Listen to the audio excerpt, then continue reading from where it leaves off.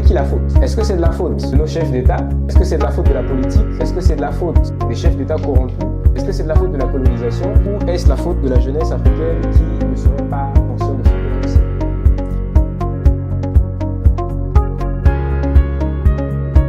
Ce qui m'a en fait le plus marqué lors de la conférence, c'est quand le conférencier a dit qu'il faut, en fait, quand on veut entreprendre, il faudrait s'engager dans un domaine qui nous passionne. Effectivement, ça c'est quelque chose de très capital.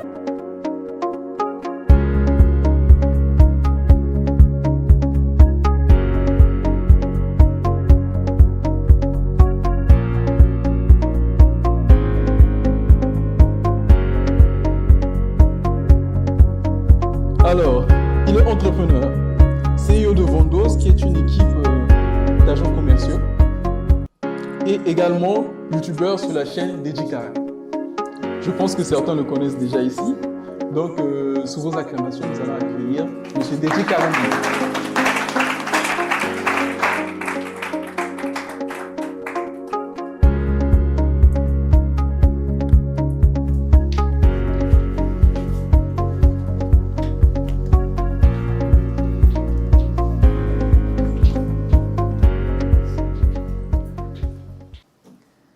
Alors, bonsoir à tous. Bonsoir. Je suis très heureux d'être ici ce soir. Il y a à peine quelques jours, j'avais une grippe. Je pense que ça se fait encore sentir dans ma voix. J'avais perdu ma voix et je n'arrivais pas à parler, j'avais peur. Je me disais, est-ce que je pourrais être là? Et finalement, je suis content d'être là.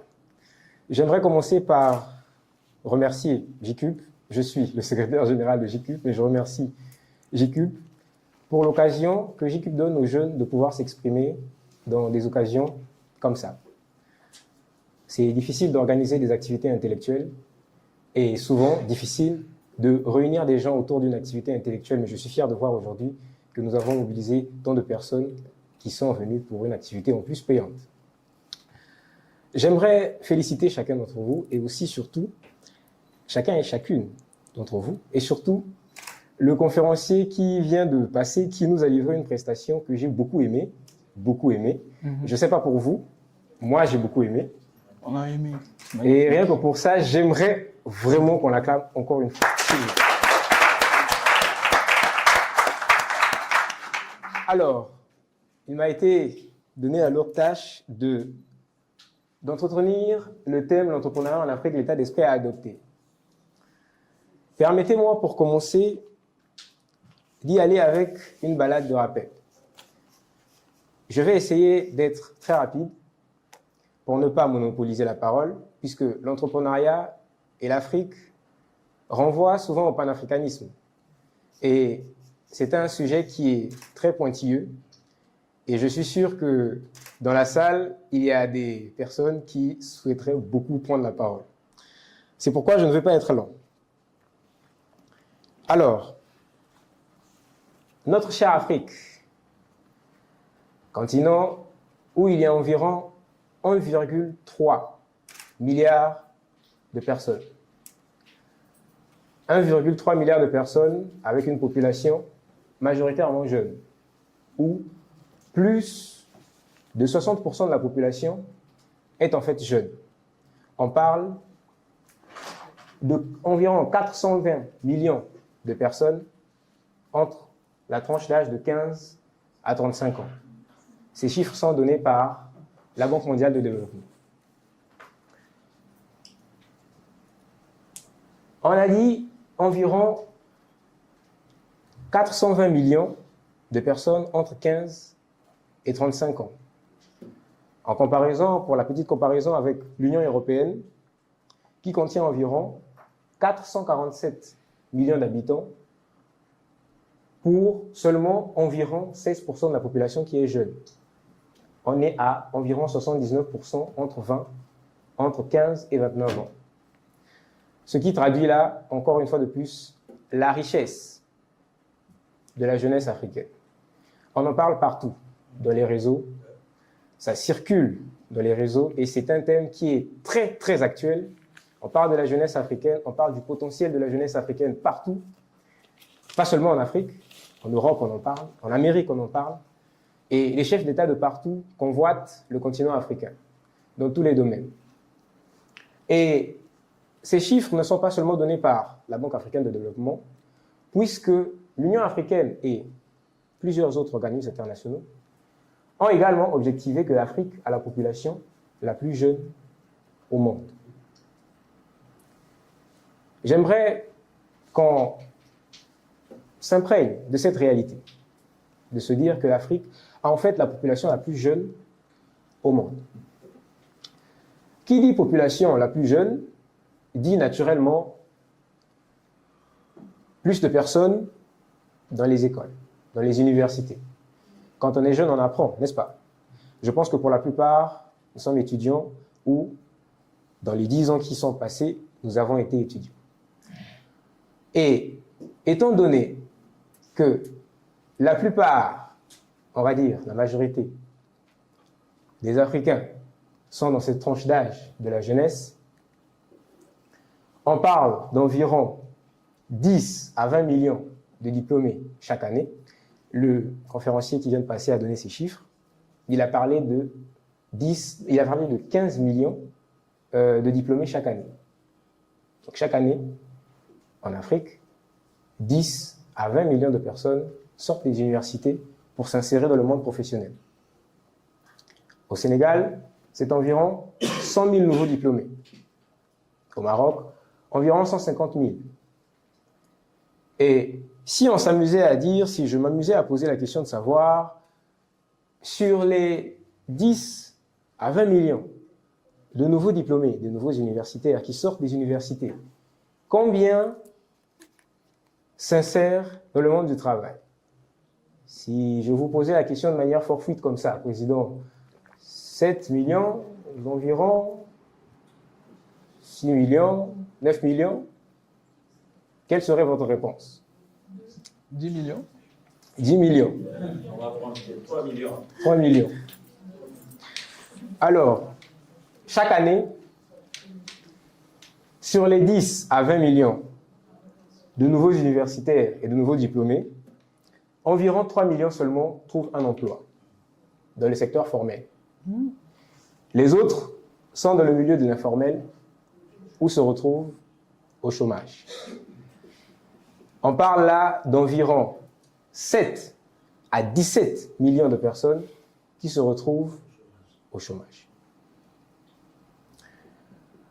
Les chiffres donnés par la Banque mondiale et aussi par la Banque africaine de développement, les chiffres donnés par mon cher conférencier qui vient de passer les 35%, 36% que j'ai vus, sont en fait des chiffres assez minimales. Il faut savoir que, d'après les dernières études, sur les 10 ans à venir, excusez-moi, les 25 ans à venir, c'est-à-dire en 2050 environ, l'Afrique, la population africaine devrait doubler. Et l'Afrique serait toujours le continent avec la population la plus jeune. Ce qui veut dire, de manière très logique, que le taux de chômage ou le nombre de personnes qui sont au chômage risque également, si on ne fait rien, de doubler avec le temps. Puisque chaque année, on a autant de personnes qui se retrouvent au chômage. Les femmes, je vois, pour mon plus grand plaisir, qu'il y a beaucoup de femmes à cet événement, et ça me fait très plaisir, sont les premières impactées dans ce processus.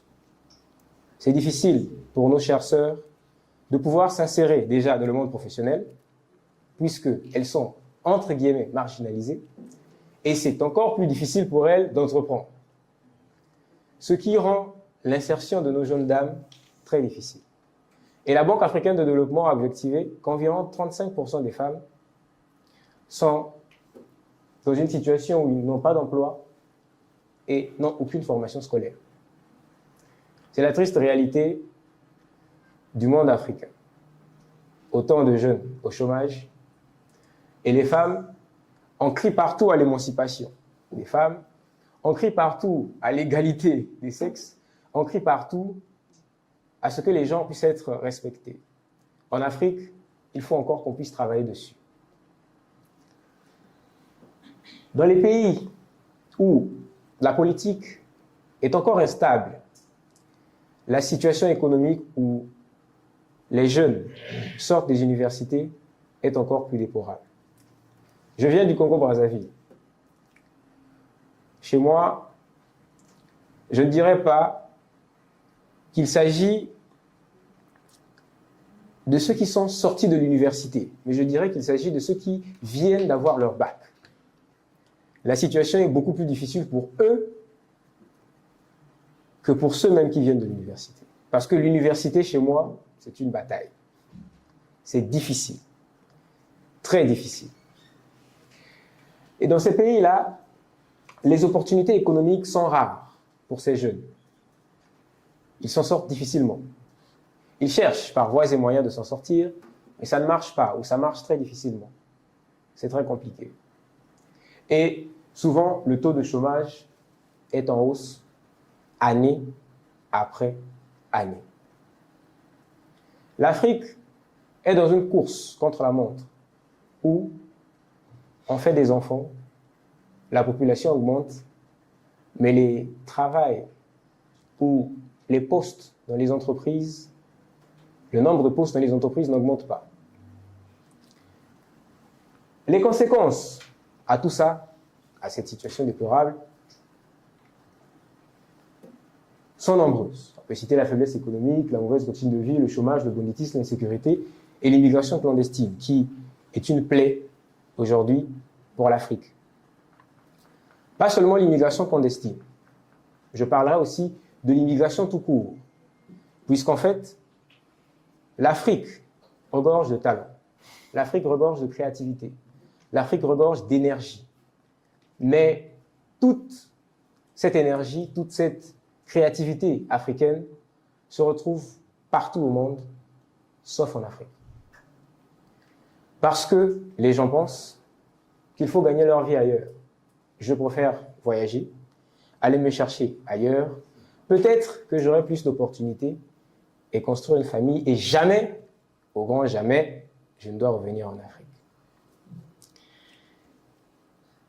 Les Nations Unies, en 2015, à peine, ont objectivé qu'environ 14% des migrants internationaux, je ne parle pas de l'immigration clandestine, je parle de l'immigration volontaire, 14% des migrants internationaux étaient africains. Des Africains nés en Afrique, ayant décidé d'immigrer pour aller s'installer ailleurs, en Amérique, en Asie, en France et dans d'autres pays d'Europe. Face à cela, je me suis posé deux questions. Deux questions. La première, à qui la faute? Est-ce que c'est de la faute de nos chefs d'État? Est-ce que c'est de la faute de la politique? Est-ce que c'est de la faute des chefs d'État corrompus? Est-ce que c'est de la faute de la colonisation? Ou est-ce la faute de la jeunesse africaine qui ne serait pas apparemment assez conscient de son potentiel? À cette question, je ne répondrai pas dans cette présentation. Je laisse au public, puisque nous sommes là pour ça, dans la section questions-réponses et avis, me donner des avis en ce qui concerne la réponse à cette question. Pour ma part, je vais répondre à la deuxième question que je me suis posée, qui est que faire face à cette situation. Face à cette situation aussi déplorable, qu'est-ce qu'il faut qu'on fasse? Est-ce qu'il faut qu'on puisse immigrer nous aussi? Mais si c'est le cas, qui restera en Afrique? Est-ce qu'il faut qu'on puisse militer pour chasser nos chefs d'État? Est-ce qu'il faut qu'on puisse être des activistes sur les réseaux sociaux pour dire « Dégagez, vous, chefs d'État corrompus, on ne veut plus de vous. Nous sommes une nouvelle Afrique, nous sommes jeunes, dégagez. » Est-ce que c'est suffisant? Qu'est-ce qu'il faut faire? Quel est le schéma à suivre? Je m'en vais humblement vous proposer le schéma que je pense être le mieux. La Chine, il y a 50 ans, en 1949, environ 50 ans, était principalement une économie agraire où les paysans cultivaient des grandes terres pour pouvoir se nourrir, nourrir leur famille. Et cette économie agraire était le poumon économique du pays. À l'époque, l'Afrique ne représentait que 6% du PIB mondial. La Chine, excusez-moi, ne représentait que 6% du PIB mondial. La Chine a connu des moments difficiles, très difficiles. Des guerres avec le Japon, des guerres civiles à l'intérieur du pays et beaucoup d'autres guerres de différentes sortes qui ont mis à genoux la Chine. La Chine se retrouvait avec une population très très pauvre, parmi les plus pauvres du monde. À cette époque, il y avait environ 500 millions, de personnes en Chine. Et dans les années 1997, le Parti communiste chinois a décidé de pouvoir adopter une nouvelle réforme économique qui était axée principalement sur la production externe, la production et une grande capacité d'exportation. Ils se sont lancés dans le commerce international, tant dans le secteur privé que dans le secteur public. Des années après, aux environs des années 2000, il s'est avéré que le secteur privé a emboîté le pas sur le secteur public. Le secteur privé, pour clarifier ce que je dis, est en fait le secteur constitué principalement d'entrepreneurs. Avec l'arrivée d'Internet dans les années 2000, ça a changé la donne, a explosé la situation. Les choses ont changé en Chine. Et aujourd'hui, la Chine est la première puissance économique au monde, avec un PIB de 17 700 milliards de dollars, qui est toujours croissant. Aujourd'hui, la Chine se place en grand pays et en décideur face à des États comme les États-Unis d'Amérique, comme la Russie. Et en Chine, ils ont accepté et objectivé le fait qu'une grande partie de l'économie chinoise est en fait tenue par le secteur privé. Je ne parle pas des GAFAM, qui sont les grandes entreprises comme Alibaba, AliExpress, Amazon, non, Amazon c'est les États-Unis, mais qui ont fait dans une grande vague d'exportation et dans le commerce international. Aujourd'hui, ces plateformes tiennent le secteur privé chinois et sont des grands décideurs du pays. C'est dans cette perspective que s'insère également l'Afrique.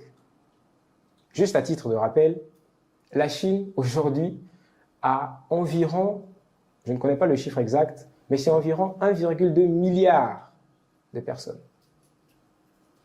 Environ le même nombre de personnes que l'Afrique. Mais ils sont aussi puissants.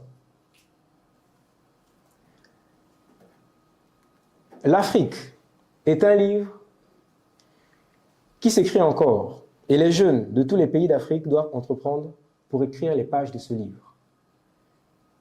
C'est comme ça que nous pourrons, d'une manière ou d'une autre, sortir l'Afrique de l'état économique dans lequel il est. L'avenir de l'Afrique, c'est maintenant. On ne le dit pas assez et on ne le dira jamais assez. Et j'entends plusieurs personnes dire, des activistes, pour dire la jeunesse africaine est l'avenir de l'Afrique. La jeunesse africaine est là, elle est disponible. C'est vous, c'est moi. Nous sommes là et nous sommes vivants, nous respirons. Pourquoi attendre 50 ans, 100 ans pour voir une nouvelle vague émerger et faire des choses que nous pouvons faire, puisque nous sommes là pour les faire? Donc j'aimerais dire aux jeunes, c'est maintenant que ça se passe. Ce n'est pas dans 10 ans. S'il faut entreprendre, c'est maintenant. S'il faut produire, c'est maintenant. S'il faut commencer quelque chose, c'est maintenant. Ce n'est pas demain, c'est maintenant. Et d'ailleurs, depuis quelques années, on assiste à une grosse vague de retour en Afrique des entrepreneurs qui viennent pour revenir en Afrique. Pas seulement des Africains, mais aussi des étrangers, des Français, des Américains, des Chinois, des Russes qui viennent en Afrique pour entreprendre. Parce que le marché africain est un marché fructueux. Il y a encore tout à faire en Afrique. Et c'est justement là où il y a tout à faire que l'entrepreneuriat trouve toute sa place. Et pour objectiver cela, la Banque africaine de développement a justement fait une étude qui date d'à peine février 2024, qui objective que l'Afrique domine le classement des 20 pays à la croissance économique la plus forte au monde en 2024, parmi lesquels figure d'ailleurs notre pays d'accueil, le Sénégal. La dynamique est en train d'être impulsée. Les choses sont en train d'aller de l'avant. Et l'Afrique, c'est maintenant. C'est vous, c'est moi.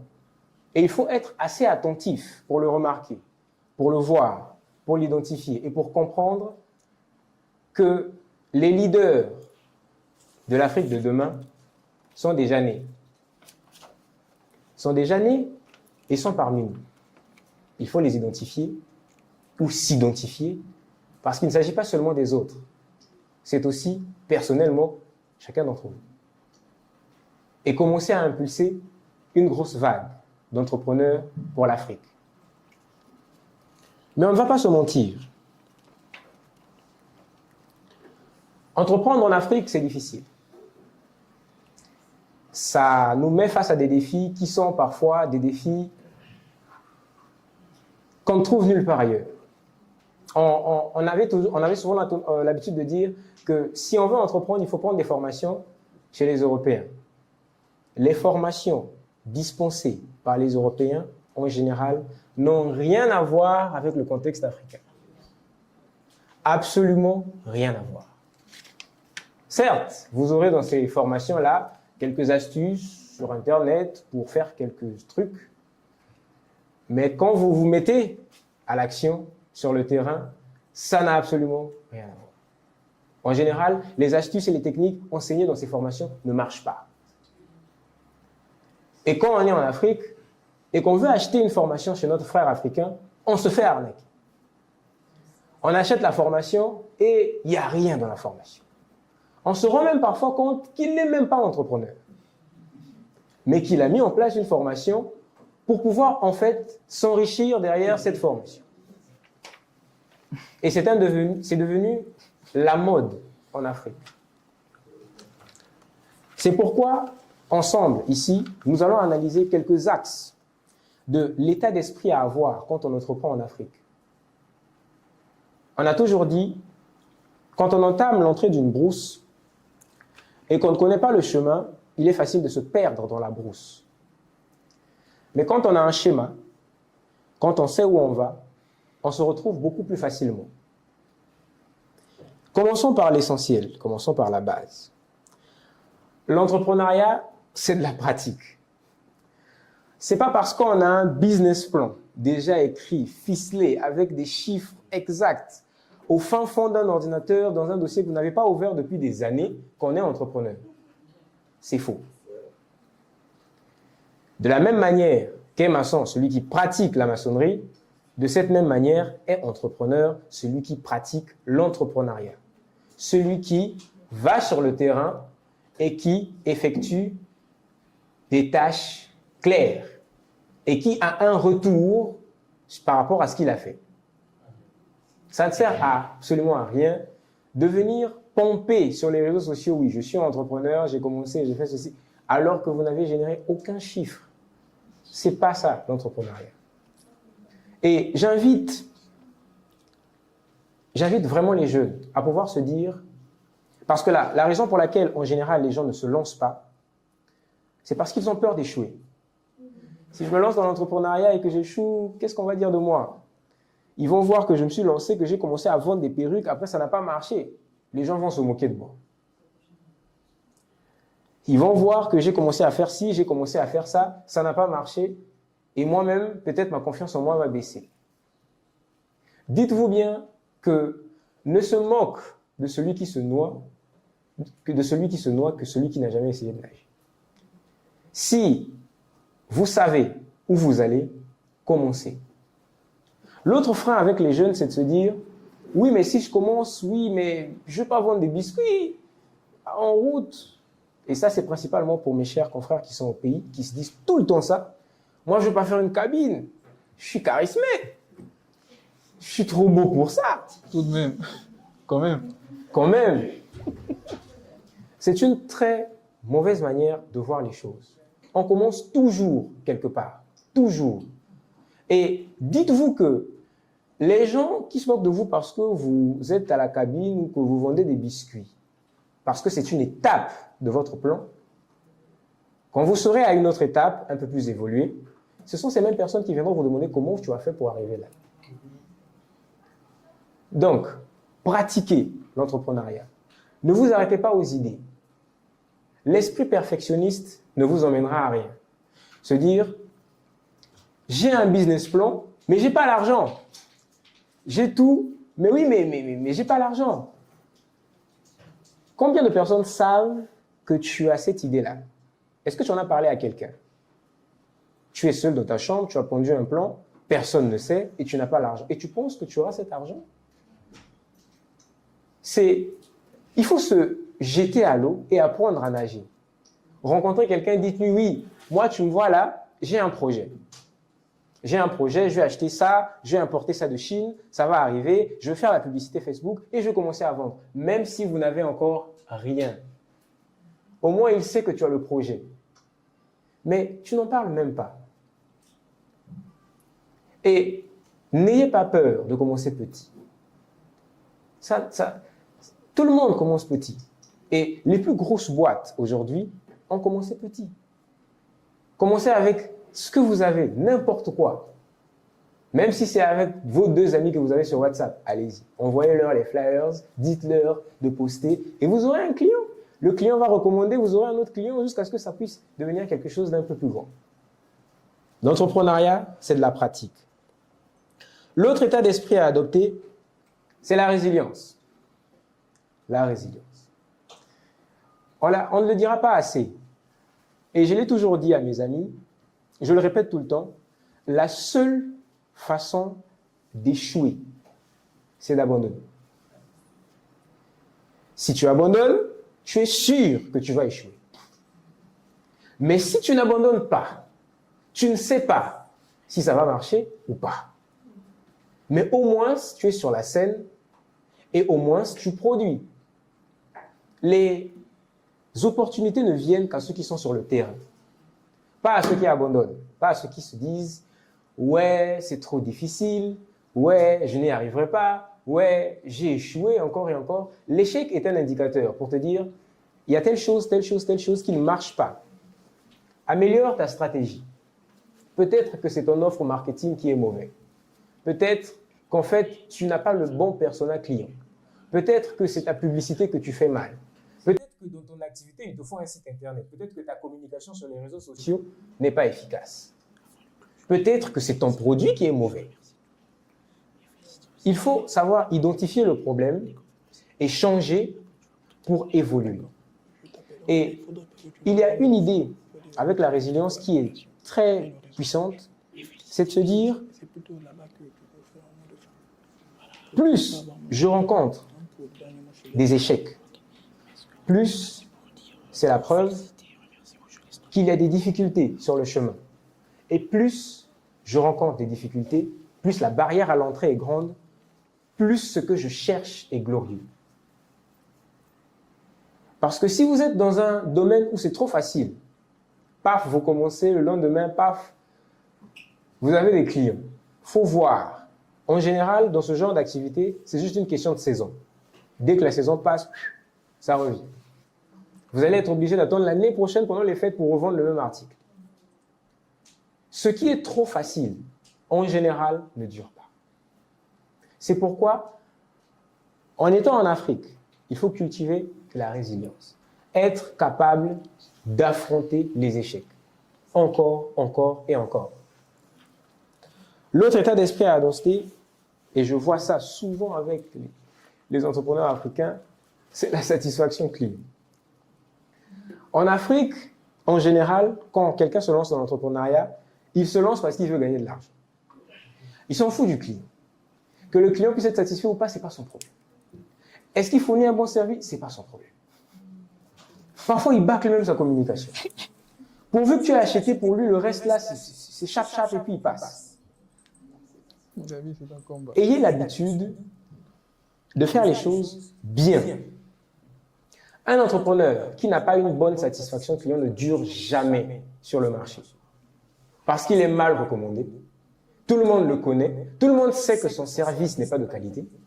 Et en général, son activité s'arrête du jour au lendemain et il ne se relance pas. Mais en général, et j'ai connu ça avec une dame, elle faisait des services pour un moment. C'est-à-dire que ce n'était pas pérenne sur le temps. Mais elle le faisait tellement bien que même quand elle a arrêté, les clients appelaient toujours. Mais maman, les choses là, c'est comment? Ça va venir quand? Parce que la satisfaction client était là. Et les clients aiment ça. J'achète. Avec mon argent, je m'attends à ce que j'achète puisse m'être rendu et puisse m'être bien donné. Être rapide ne sert à rien. Prenez le temps de faire des choses bien. On reviendra tout à l'heure sur la patience. L'autre chose avec les entrepreneurs en Afrique, c'est se formaliser. Les entrepreneurs en Afrique n'aiment pas se formaliser. Ils se disent, ouais, c'est compliqué, c'est bizarre, il faut que j'aille où, je ne sais pas comment faire. Payer les taxes. Il faut payer les taxes. Et il y a plusieurs idées reçues sur le sujet qui sont parfois très faux. C'est très facile de se formaliser au Sénégal, par exemple. Très facile. Il suffit d'aller à la chambre du commerce. Ils ont même un cahier qui vendent pour ça.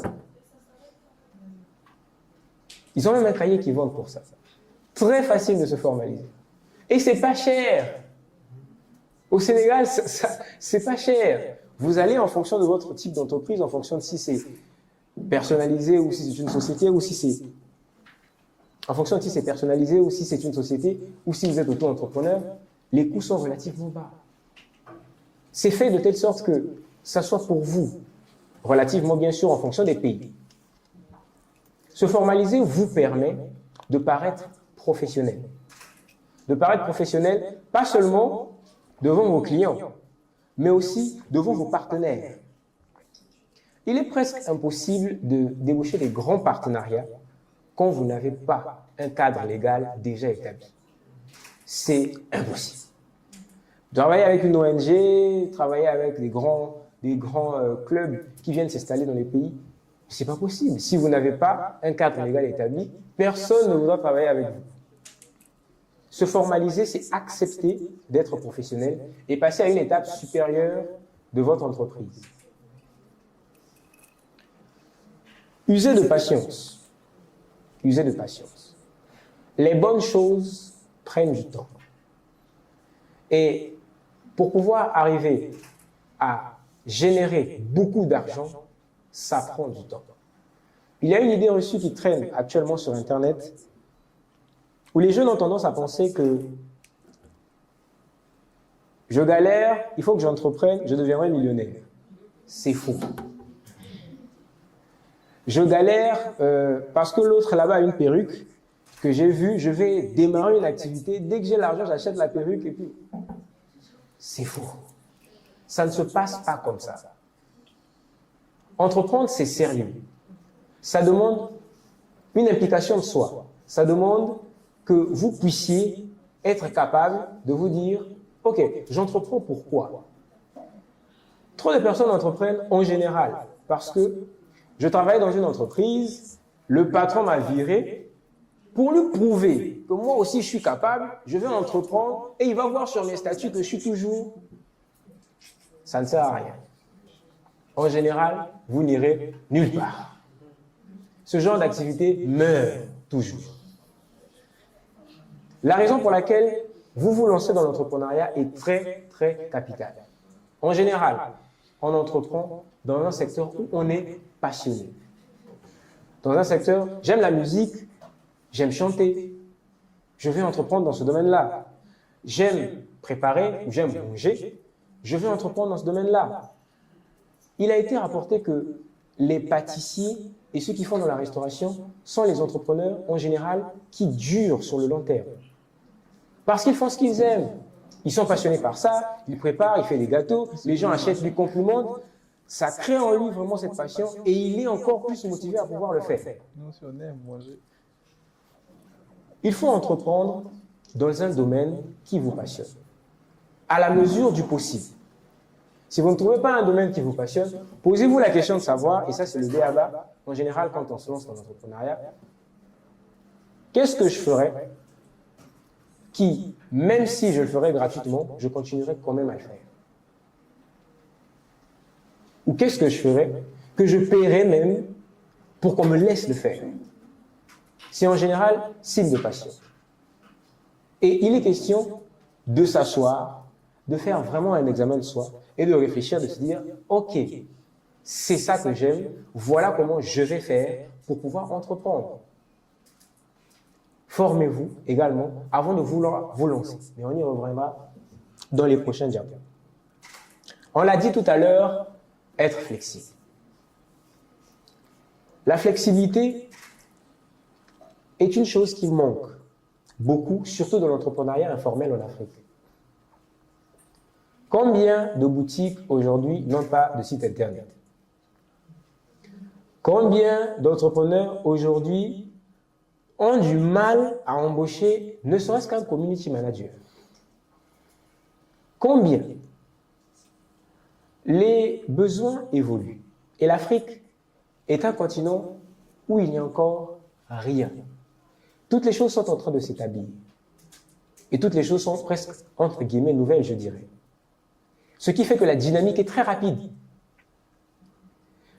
L'entrepreneur qui est intelligent, c'est celui qui sait être attentif aux changements qu'il y a sur le marché. Est-ce que ton personnel client d'il y a 20 ans, d'il y a 10 ans, d'il y a 5 ans même, d'il y a 5 mois, est toujours le même? Pourquoi est-ce qu'on continuerait à utiliser les mêmes techniques marketing qu'on utilisait il y a 5 ans, il y a 5 mois, qui ne marchent peut-être même plus? Et en général, on ne va pas payer quelqu'un pour venir faire un diagnostic de l'entreprise. Ou faire un diagnostic, on va dire, ça sert à quoi? Mais alors, qu'on utilise des techniques marketing, des angles marketing qui sont obsolètes, qui ne parlent plus à personne. La flexibilité est un point clé pour tout entrepreneur. Une citation dit d'ailleurs, « Les êtres qui durent le plus ne sont pas les êtres les plus intelligents. Ce sont les êtres qui sont capables de faire preuve d'adaptation. » Je parlerai ensuite de l'innovation. La créativité, ça ne manque pas en Afrique. Il y en a. Mais malheureusement, on n'a pas encore aujourd'hui des entrepreneurs qui font preuve de cette créativité, qui font preuve de cette innovation pour pouvoir mettre l'Afrique au devant de la scène. Les problèmes rencontrés en Afrique sont des problèmes, en général, qui sont très difficiles, sur tous les plans. Et dont les solutions ne sont pas facilement visibles. L'entrepreneur a besoin de faire preuve de créativité, d'innovation, de penser en dehors du cercle, pour se dire comment est-ce que ceux qui étaient là avant moi ont géré la situation. Ok, est-ce qu'on ne peut pas faire comme ceci? L'innovation, c'est aussi regarder à l'extérieur. Est-ce que cette situation que je rencontre n'a pas été rencontrée aux États-Unis, en Chine, quelque part dans le monde? Comment ils l'ont résolu?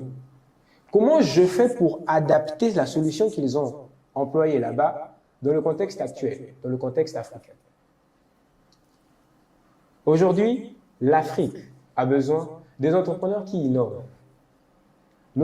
J'ai assisté à une conférence récemment où il y avait la PDG d'Expresso qui disait à quel point elle était fière de voir une entreprise comme Wave arriver au Sénégal. L'installation de Wave a été tellement rapide que ça a surpris en fait tous ceux qui étaient dans le domaine de la technologie de l'information et de la communication. Très rapide. Et c'est principalement parce que Wave a fait preuve de deux choses. Simplicité et innovation. Simplicité et innovation. Ils ont conquis le marché et sont encore aujourd'hui en train de conquérir le marché. J'entends presque plus parler même d'Orange Money. Le prochain point sera le partage d'opportunités. Mon cher ami qui est passé avant moi a souligné l'importance du réseautage et je reviens pour redire la même chose. Je ne comprends vraiment pas pourquoi est-ce que les gens ont autant de mal à souffrir. Avoir un réseau est plus que crucial. Et en Afrique, malheureusement, on ne partage pas les opportunités. Quand j'ai un recrutement là-bas, je sais qu'on recrute, difficilement je dis à mon ami qu'on recrute. Alors que j'ai déjà un emploi, ça ne me coûte rien. Je cache l'information comme si c'était de l'or. Une très mauvaise chose et une très mauvaise mentalité en Afrique. À titre d'exemple, en Chine a été créé des cantines où plusieurs entrepreneurs se regroupent et font circuler la monnaie autour de cette même cantine. Je vends un article et ce sont les gens de ma communauté qui l'achètent. Il y a un réseau là-bas, il y a un problème là-bas, il y a un poste qui s'est libéré, je me précipite pour pouvoir mettre quelqu'un que je connais. Le partage en Afrique est très important, le réseautage. Le prochain point sera se former. Il faut se former. Se former avant d'entrer dans l'entrepreneuriat. Ça ne sert à rien d'être incompétent sur la scène et de se ridiculiser. Se former est obligatoire et même, je dirais, le point clé pour tout entrepreneur. Et se former, pas seulement, mais aussi se former au niveau des meilleurs. On a posé la question à plusieurs entrepreneurs à succès aux États-Unis. On les disait, s'il fallait donner une astuce de réussite, s'il fallait dire quelque chose sur la réussite, s'il fallait donner une seule chose et s'arrêter là, qu'est-ce que vous direz à toutes les personnes qui vous écoutent? Ils ont répondu tous à l'unanimité, restez focus. Ne pas s'éparpiller. Restez concentré sur un seul projet, deux à la mesure du possible, mais sur un seul projet et l'exécuter jusqu'au bout. Ça, c'est la clé pour pouvoir réussir. Je terminerai en disant, pour nous les jeunes, face au chômage, face aux difficultés économiques, en réponse à la question de savoir que faire, je répondrai, il faut entreprendre. Mais entreprendre avec le bon état d'esprit. C'était Dédi Carin, je vous remercie.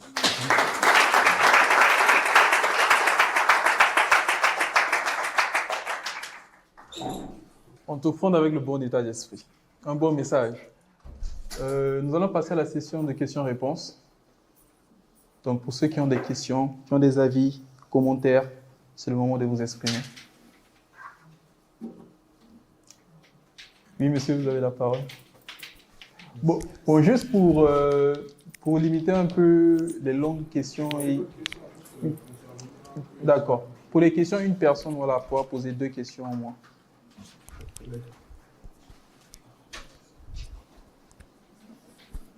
Merci Dédi pour ta présentation. Très bon ici.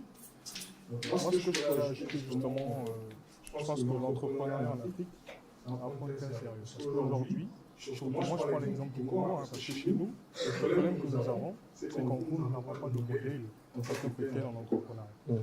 Chez nous, au Congo, quand tu veux réussir, forcément, tu dois t'orienter vers la politique. Simplement parce qu'on n'a pas de modèle, justement, dans l'entrepreneuriat. Alors qu'au Sénégal, ici, il y a beaucoup d'exemples d'entrepreneuriat justement qui ont réussi, donc il y a des jeunes qui s'orientent un peu justement vers l'entrepreneuriat. Par contre, en Afrique, il y a des pays aujourd'hui qui se développent quand même, qui ont su justement jouer le jeu de l'entrepreneuriat. Là, je peux prendre l'exemple du Nigeria, aujourd'hui qui est la première puissance économique en Afrique. Il y a aussi la Tanzanie qui est en train de monter. L'exemple du Nigeria, c'est simple. En l'an 2000, quand le président qui est arrivé, qu'est-ce qu'il a fait? Il s'est dit, bah écoute, je constate que le marché est s'occupé par les étrangers. Qu'est-ce qu'il fait? Il essaie d'appeler les Nigérians justement qui ont commencé avec des petites entreprises locales, qui émergeaient à cette époque-là. Ils disent, vous, je vous confie ce domaine, toi, je te confie ce domaine. Et aujourd'hui, ils ont su relever ce domaine-là. Je prends l'exemple de Dangote que vous connaissez aujourd'hui. Il y a Tony Elolelo, le propriétaire de Bilia. Donc, c'est les gars avant qui étaient dans le secteur local, qui émergeaient, et le président qui est arrivé, il a fait confiance à ce sens-là.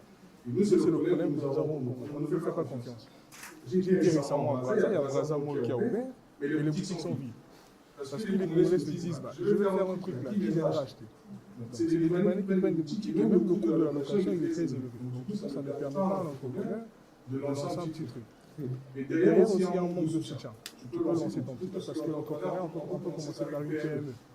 Une entreprise, tu lances ton petit truc, de par le soutien aussi dans l'entourage, ça peut évoluer. Mais nous, aujourd'hui, nous n'avons pas de soutien. Et il y a aussi le manque de choix. Parce que tout le monde veut faire la même chose aujourd'hui. Je prends l'exemple du Sénégal. Toutes les filles, apparemment, elles vont la même chose. C'est les vont les habits, c'est les vont les enfants. Donc, du coup, le marché, il est occupé par le même truc. Et là, tu peux évoluer. Je pense que tu l'as évoqué ici, savoir se démarquer. Quand tu vas entreprendre dans un marché qui est très occupé, par exemple, par la vente du Sénégal, essaie un peu de te démarquer. Fais d'autres choses, essaie de faire de la coiffure, parce qu'il y a pas mal de gens ici, des filles surtout, qui savent faire la coiffure, mais qui se négligent. Alors qu'elles peuvent lancer un petit truc de coiffure et mettre sur les statuts, et derrière aussi, ça peut ramener des clients, et ainsi de suite, et derrière, tu peux organiser un truc. Donc en général, je pense qu'aujourd'hui, l'entrepreneur en Afrique est en train d'évoluer. Parce qu'il y a des pays quand même qui émergent sur ce domaine-là, je pense que en Tanzanie. Et nous aussi, la mission que nous avons, c'est un jour, en rentrant au pays, avoir la confiance justement des politiques qui sont en place, de nous faire la confiance et de nous laisser aussi peut-être le temps de lancer nos petites entreprises qui pourraient devenir un jour aussi de grandes entreprises pour créer de l'emploi aussi pour les Congolais qui sont au chômage. Et voilà, en quelque sorte, c'est ce que je voulais dire. Merci. Merci. Merci pour la parole. Donc, on a quelqu'un d'autre? Oui, devant la dame.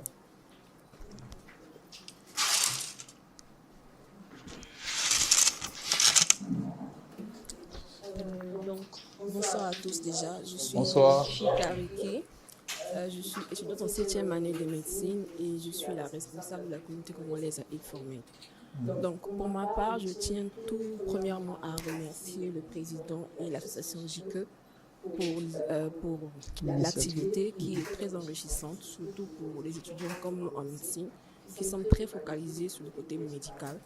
Et on n'a pas forcément la possibilité de faire ce genre d'activité-là. Donc, aussi, j'espère que vous avez prévu d'étendre les activités et aussi faire des activités pratiques pour pouvoir développer les qualités qui ont été évoquées ici et pourquoi pas étendre également au niveau du pays, c'est-à-dire au Congo. Donc, si je souhaite également répondre à la question de Diedji, pourquoi autant d'immigration d'Africains vers l'Europe ou les pays d'Asie et autres? Je pense que c'est déjà tout simplement dû à la disparition de la culture du mérite en Afrique. Parce que ça tend vraiment à disparaître au profit de pistonnage et autres, et aussi au manque d'activités qui peuvent stimuler l'intellect et la créativité des jeunes dans notre société. Ce que vous faites si bien, donc c'est un peu ça. Et merci. Encore. Merci pour la parole. Donc derrière, il y a quelqu'un.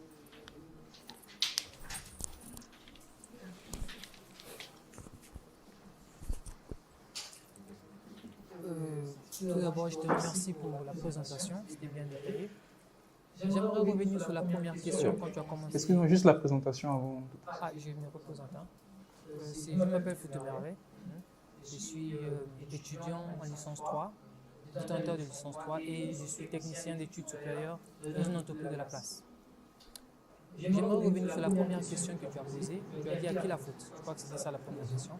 Donc, je vais juste rebondir sur ça et puis poser une question. Je pense que notre cher ami a répondu à cette question, pas peut-être de façon directe. À qui la faute? Je pense que c'est la faute de nos États. Parce qu'aujourd'hui, tu as bien fait de prendre l'exemple de la Chine et des autres pays. Et quand tu vois les histoires de ces pays-là, à la base, c'est l'État qui est derrière.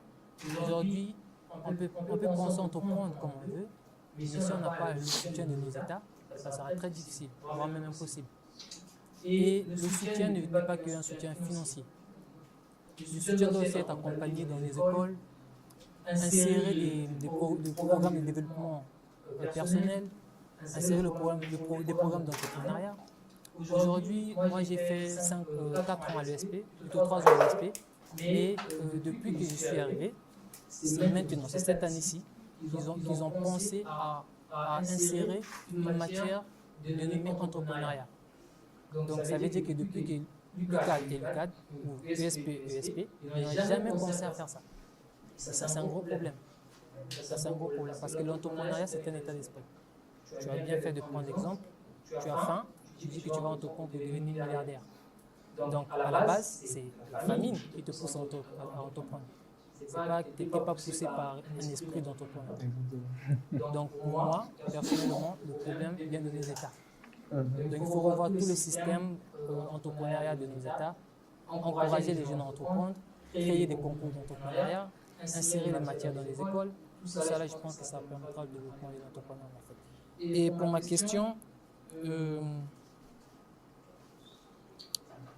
je voulais avoir votre avis sur qu'est-ce que vous conseillerez aux jeunes entrepreneurs qui veulent bien entreprendre, en voyant le taux d'entrepreneurs africains qui ont réussi, le taux qui est très bas, et avec l'abandon, on va dire, de nos États, qui n'encouragent pas les jeunes à entreprendre, et en conséquence, certains prennent la mer, d'autres font ceci, tout est devenu des criminels et tout. Qu'est-ce que vous avez comme conseil à donner à ces jeunes-là? Parce qu'ils sont nombreux qui veulent bien entreprendre. Quand tu vois son voisin à côté, qui a essayé depuis des années, qui n'arrive pas, il est découragé. Et qu'est-ce que vous pouvez dire à cette personne-là, en voyant tout ça et l'abandon de l'État, bien évidemment, qu'est-ce que vous pouvez apporter comme conseil à cette personne-là? Merci. Merci, Monsieur Merveille, pour vraiment la pertinence de l'intervention et aussi pour la question. Alors, ce que je conseillerais à quelqu'un qui potentiellement voit les personnes autour de lui échouer et, on va dire, entre guillemets, délaissées par l'État. C'est vrai que dans le cas de la Chine, les initiatives impulsées étaient pour la plus grande part étatiques. Dans le secteur privé, ils finançaient le secteur privé et dans le secteur public, c'était naturellement l'État. Cependant, il faut aussi dire que les choses ont évolué. Nous sommes à une ère nouvelle, à l'ère du numérique, où l'apprentissage autodidacte existe. Il ne faut pas toujours attendre l'État pour pouvoir commencer une activité. Aujourd'hui, on a la chance de, 1, se former en autodidacte et 2, avoir le contact d'autres Africains se trouvant plus ou moins dans la même situation que nous et qui ont réussi. Sur YouTube, comme mon cher conférencier l'a dit, c'est gratuit. Même si il y a des publicités, c'est gratuit. On a la possibilité de taper entrepreneur en Afrique et voir, c'est vrai que parmi ces vidéos, il y a du mytho, mais il y a également des entrepreneurs africains qui sont partis de 3 fois rien pour pouvoir avoir des gros revenus. Je conseillerais à ces genres de personnes de discuter avec ceux-là qu'ils ont vu échouer, identifier quel était exactement leur point d'échec. On ne sait pas toujours ce que les gens font. On ne peut pas prendre exemple de l'échec des autres. Et l'échec des autres ne doit pas être un frein pour se lancer. Il faut se poser la question de savoir qu'est-ce qu'il a fait qui n'a pas marché, que je pourrais potentiellement améliorer. Pour ma part, je pense que j'abandonnerai comme moi, j'aurais essayé encore pendant des années et que j'aurais échoué. Là, peut-être que j'abandonnerai. Mais pour l'État, comme je l'ai dit, s'attendre à ce que quelqu'un de l'extérieur, pas seulement l'État, mais aussi des investisseurs ou d'autres personnes, des partenaires, puissent investir dans votre projet est assez difficile. Je conseillerais à ces personnes-là de trouver, s'ils n'ont pas de financement pour se lancer, là tout de suite, de commencer les travaux manuels. Aller quelque part, trouver quelque chose, soulever des choses, s'il faut faire ça pendant 2 mois, 3 mois pour amasser un budget, faites-le. Faites-le, trouvez le budget qu'il faut pour pouvoir vous lancer. N'attendez pas l'État, n'attendez pas votre père. Si c'est possible, attendez votre père. Si ce n'est pas possible, ne l'attendez pas. Dites-vous qu'il faut que vous puissiez commencer avec ce que vous avez. Et si ce que vous avez, c'est des bras et des jambes, commencez avec. C'était tout. Une dernière question peut-être, une intervention. D'accord, bon, on en a deux. Monsieur, allez-y.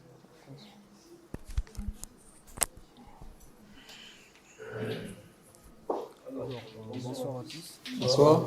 Je suis Bel Marancy. Alors, si j'ai bonne mémoire, vous avez tout à l'heure dit que quand on s'engage en entrepreneuriat, il faudrait se lancer dans un domaine où l'on est passionné. À la mesure du possible. Oui, C'était bien ça? oui c'est ça. Oui. Alors, moi, je me dis, est-ce qu'il ne serait pas préférable de se lancer dans un secteur qui répond en fait aux besoins des potentiels clients? Parce qu'aujourd'hui, vous êtes peut-être passionné de l'immobilier, d'accord? Vous décidez de vous lancer dans l'immobilier. Mais ce que vous faites ne m'apporte rien. Pourquoi moi je devrais m'approprier de vos services? Si ce que vous faites ne m'apporte rien. Ok. D'accord, c'était tout? Oui, c'était tout. Ok, parfait. Ok. Alors, je pense à mon avis que ce qui relève de la passion est personnellement intérieur. Ça vit au-dedans de nous. Et les personnes passionnées ont tendance, à chaque fois qu'elles rencontrent des difficultés, à vouloir continuer. Parce qu'elles sont passionnées. Elles ne le font pas pour répondre seulement aux besoins, mais c'est surtout parce qu'ils sont passionnés. Et c'est parce qu'il est passionné qu'il fera tout pour que ça marche. Et c'est vrai qu'entreprendre, c'est identifier un problème et chercher à le résoudre. Ça, c'est une très belle chose. C'est une très belle chose.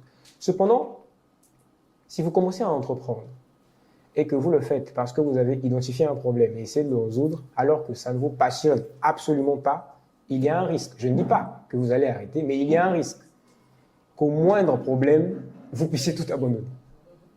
C'est pourquoi, s'il faut donner un conseil, je dirais toujours et je le répète, allez dans un domaine qui vous passionne, à la mesure du possible.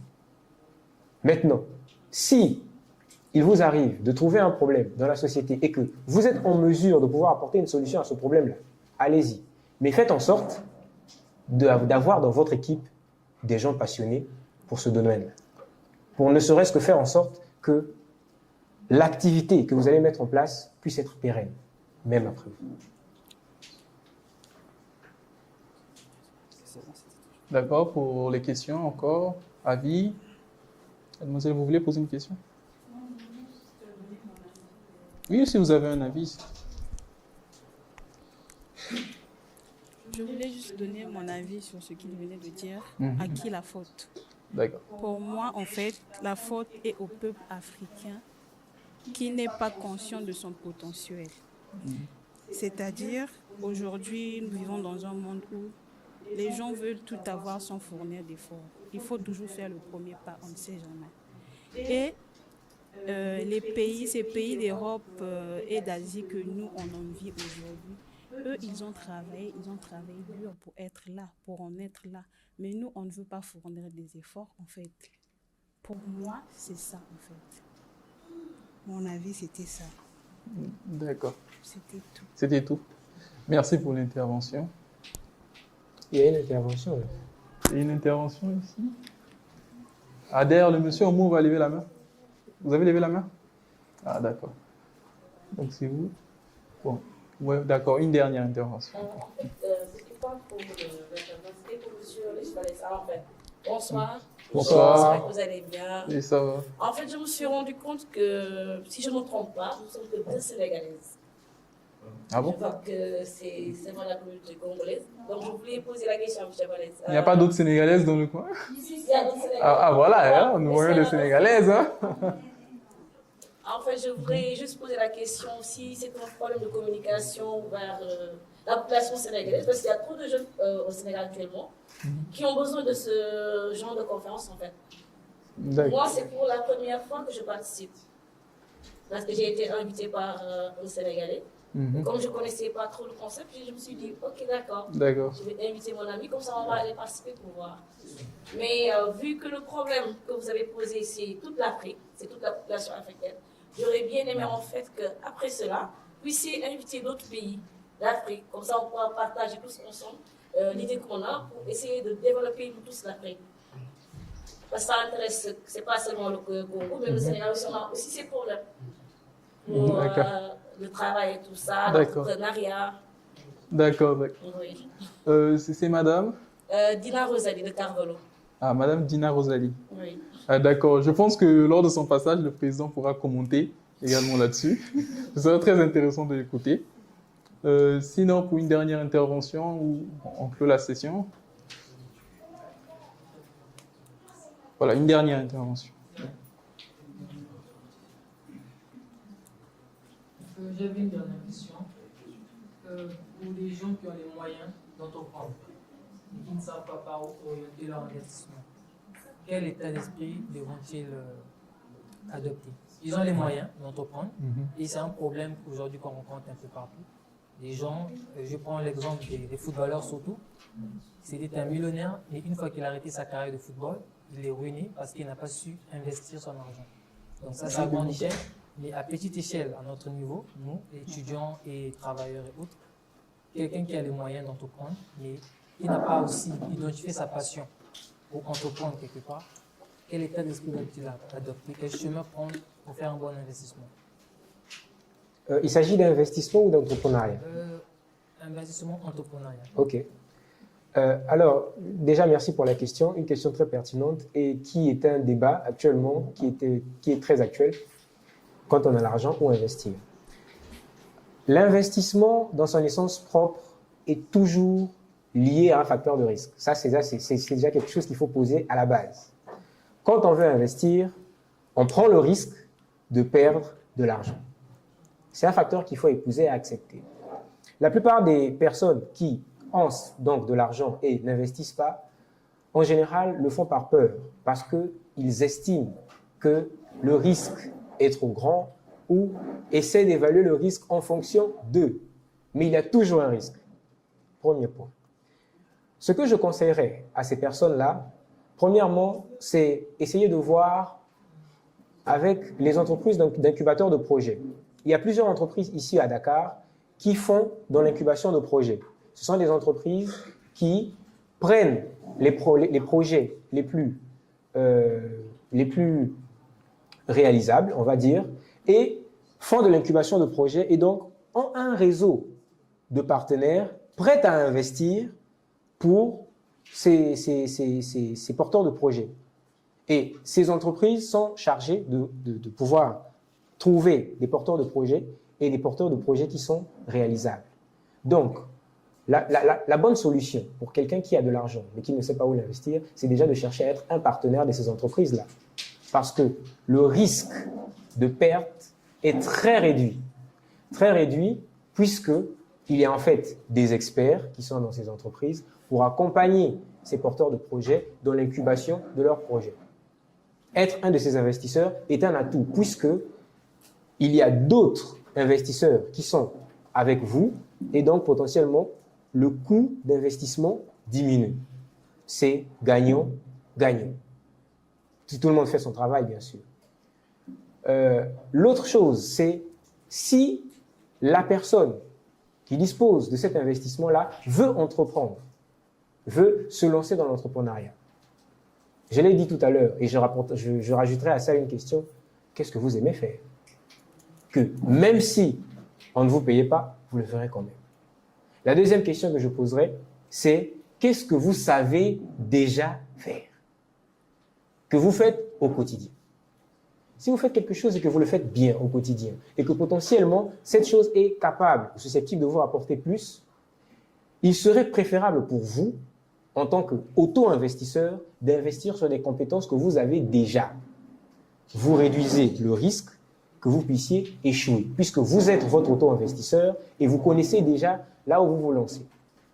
L'autre chose, c'est le premier point donc, que j'ai abordé, c'est de se dire qu'est-ce que j'aime faire et que je ferai gratuitement même si on ne me payait pas. Sur ça, si vous identifiez la chose et que ça nécessite une formation, formez-vous et faites-le. Il y a des faibles chances que vous puissiez abandonner puisque vous aimez ça.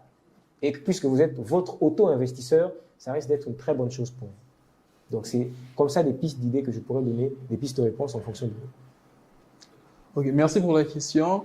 Je pense que, comme moi, plusieurs personnes ont été édifiées par cette prestation. Donc on va juste ovationner M. Dédi Karim pour...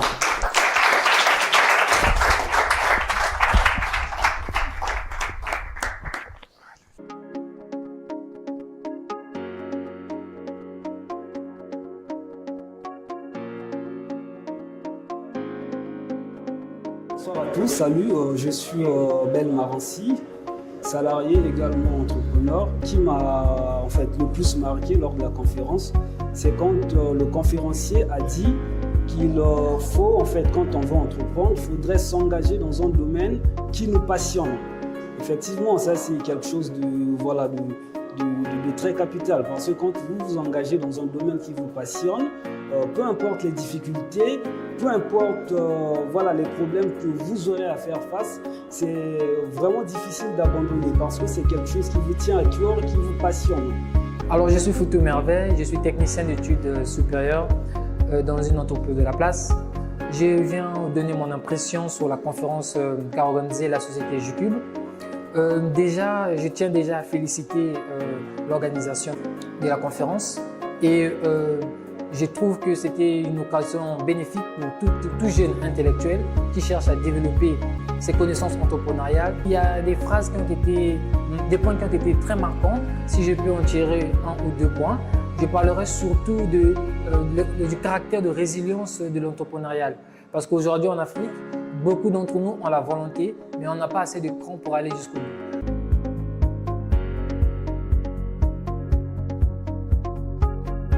Bonsoir à tous, je suis Dédi Kahambungu et pour aujourd'hui j'ai été conférencier lors de l'activité organisée par J-Cube sur l'entrepreneuriat en Afrique, l'état d'esprit à adopter.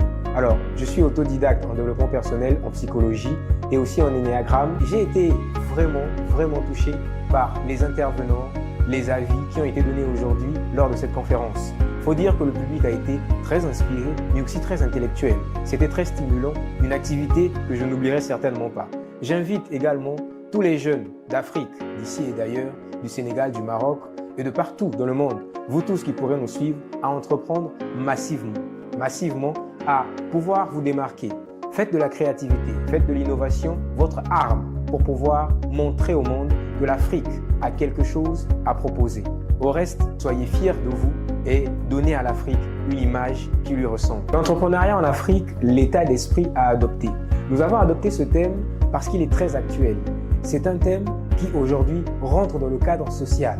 Aujourd'hui, on a plusieurs jeunes qui se lancent dans l'entrepreneuriat, mais qui n'ont pas toujours les outils qui leur permettent de se démarquer dans le monde de l'entrepreneuriat.